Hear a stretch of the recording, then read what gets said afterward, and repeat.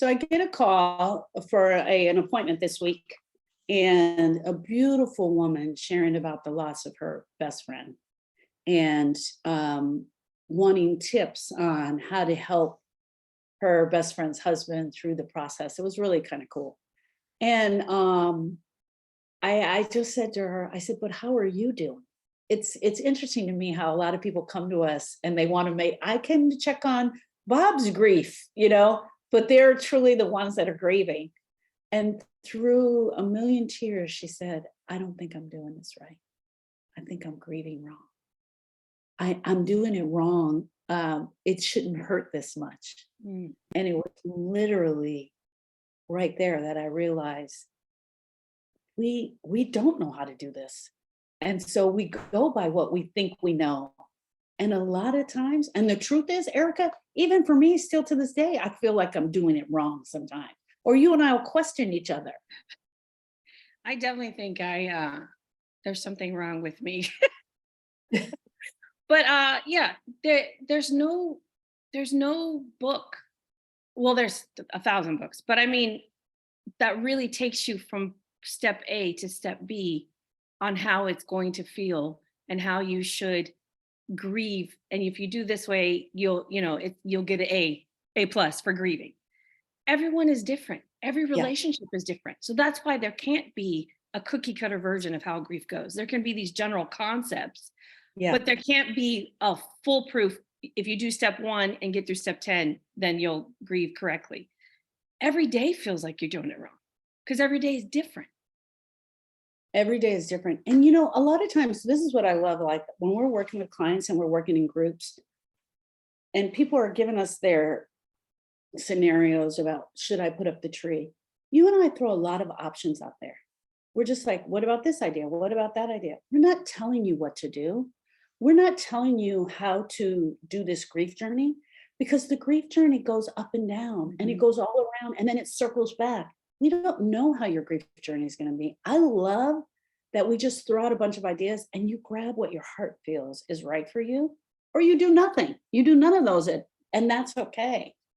But to feel like you don't know how to do it, the truth is, it's only going to be when you look back at it 5 years from now that you're going to know, I did this part right. This part felt right, and I messed up here. I wish I had done this. With all of the clients that we have worked with, there has not been one, that every conversation was the same. You know what I mean? Like every conversation is different. And like you said, we just throw out a bunch of different ideas and you go with what feels right in your heart for you. Yeah. And that's it, because every relationship is different. Every healing journey is different. So you can't just say, oh yeah, if you do this on Wednesday and do this on Thursday, and then by Friday, you're going to be great. It's just so complicated.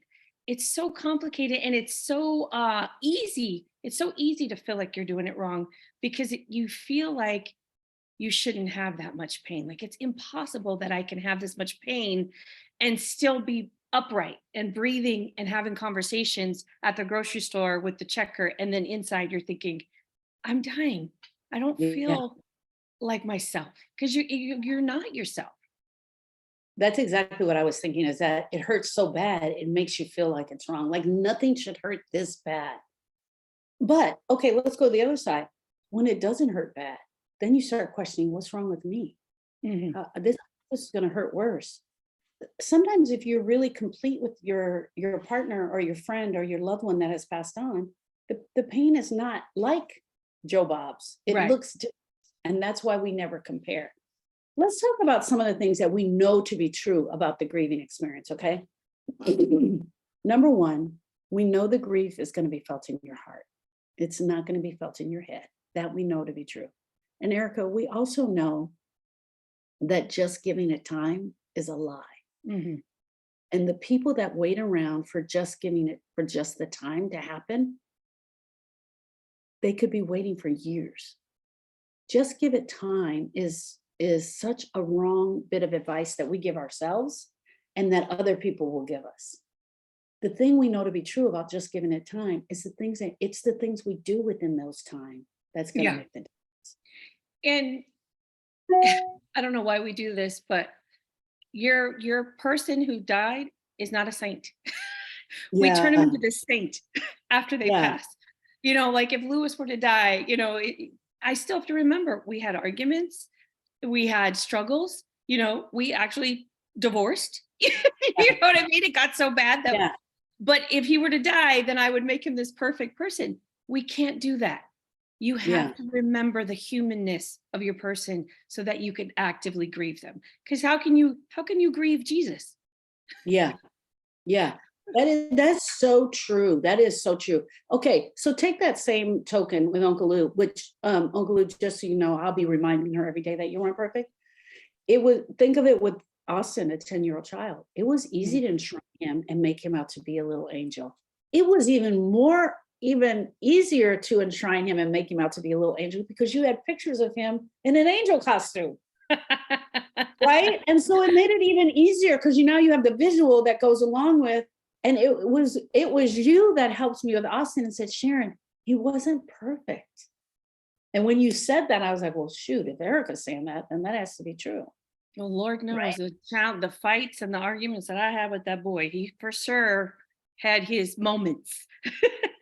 One of the other things that we know to be true is that you can't replace the loss. No, you definitely cannot. You know, it happens a lot with fur babies, and this is Yeah. in my mind what keeps me grounded in that is the thought of like, yeah, I have these amazing dogs today who are so trained, who And wait a cow. until I tell them, I am my baby cow, JC, my 1,200-pound baby. Um, you know, that they do all the things that I tell them. And but if I go get this puppy and he's dumb, you know what I mean? You Like he's walking into walls and chasing his tail and doing all on this your furniture. pooping in my shoe. You know what I mean? It's like you're not gonna love that dog the same because it's not the same dog that you're No. grieving. So definitely you don't want to get caught up in the replace the loss and be stuck with this dumb dog. Yeah.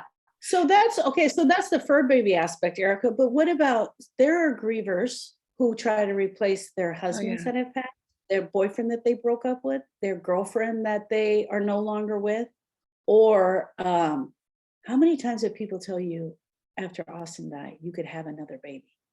That's And yeah. hear me out when I'm talking about. We know for a fact that if you are trying to replace the loss, then that yes, that falls under you're doing grief wrong. Yeah.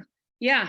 That's also very common with the rainbow baby. You know, they have these the term for it. Sorry, that's Lewis calling me from the deer lease. The rainbow baby is not gonna fill that void. Yes, you've been gifted, a beautiful baby, which is a celebration, but you still have to grieve in the baby that was lost. You Yeah, cannot replace that loss. yeah, Sadly, that's as another sad as it is. show that I think we can make a whole show out of that. One of the other things that we tell ourselves is if I keep busy, Mhm. grievers will tell themselves, let me keep busy, which is totally me. It's Oh, totally yeah. me. Yeah, and that's If I Lewis too. Lewis he wants to outwork his grief. Yeah. Yeah. I'm gonna go to every event. I'm gonna do everything. I'm gonna get involved. I'm gonna volunteer at the shelter. I'm gonna do everything I can so that I can stay away from this pain. Because if I'm over here running like this, I don't have to be over there dealing with that. That that we know to be true. You cannot keep busy enough. Yeah, your heart is broken, you need to acknowledge it. You Yeah. need to acknowledge that it's broken, and it doesn't matter how many, hobbies you pick up, w Yeah. you're still gonna be broken and sad, and you have to allow that in so that it can move you can move beyond it eventually. But if Yeah. you don't ever let it in, it lingers. So Yeah. 10 years later, when you're doing your 100th hobby, you're still sad. So one of the other things that we also know is if we're trying to act strong. If we're trying to act strong, if you're acting strong or being strong, then you're acting strong and being strong. You're not grieving. And that could cause you to think, wow, this is real. I'm not really doing this right. We just did a show where we talked about Tony's having to have a heart surgery. And one of the things I've learned about myself is that I am definitely the keep busy person and the be strong person. So literally when the doctors came in and said, we have to do open heart surgery, you have these blockages. Um, I'm myself, Erica. I Mm. was like, I grabbed a piece of paper, I started taking notes. I'm like totally being strong. But you know what I noticed 2 days later, exactly 2 days later, the emotions came in. The be strong melted away and the fear came in. That was the emotion that came in. And I was like, okay. And so there's this moments where you're strong, and it's okay to be strong at those moments, but then you got to let the emotions come in of your grief. You Mhm. can't stay at that mountain of be strong for 6, 12 months, a year. You can't stay there. You got, when you feel the emotion, you got to let it be there. So the minute I woke up in the morning and I felt fear, I just acknowledged that the fear was there and I let it be there. I Yeah. just let it. And with you doing that and allowing your process to happen, it is going to help you be more supportive for Tony, Right. because we all know a change in your health, and we talk about this, is a grieving experience. Yeah. So you're going to be able to help him talk it through because you are going through your own process as well. When you're trying to be strong and you're just like acting like, okay, this is going to be fine, da da da, it's not, you're not really being the person that he needs to show up, where it's like, okay, this is scary, to acknowledge that Mhm. for him and let him talk that through, you know what I'm saying? So it's going Yeah. to make you a better support, what do you call it, supporting cast member. Support staff. Okay, so I have a question for you. Can someone do grief wrong even if they never found us? 100%. Yeah, they can get stuck. Yeah, yeah, You can get stuck in any of those things that I said. any You one of can get, those. And you can get stuck in the, which we've talked about countless times, but you can get stuck in the behaviors you're using to not acknowledge the pain. You can yeah. completely get stuck, with the wine or the retail therapy or all those things that we've talked about before. But you could get in a dangerous place when you Yeah. really are trying to not allow the pain to do what it's supposed to do.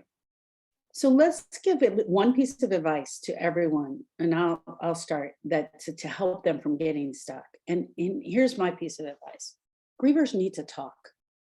They need to talk. When you hear yourself say it out loud, something happens to you. Even through the tears and all of the pain, something happens and releases the emotional energy. So my bit of advice is going to be this: talk to whoever will listen. Mhm. Listen without judgment and without correcting you. Talk. That's my bit of advice. Whether you're talking to us, or you're talking to another grief specialist, or you're going to a grief share group at your church, grievers have to talk about what they've just experienced. My piece of advice from the poster child of resistance is don't resist, because Yeah. you're only prolonging Yeah. the grieving process. The Yeah. sooner you acknowledge it and get into it, the sooner you can make it out on the other side. But the more you try to resist, the longer it will persist. I guess I would say. Yeah. That's great advice. That's really great advice. Okay, friends, we're here for you. Thank you so much. And if you want to hang out with us daily, our Facebook group is the perfect place to do that. Click the link below and join the Facebook group. We'd be honored to have you there. Bye, friends.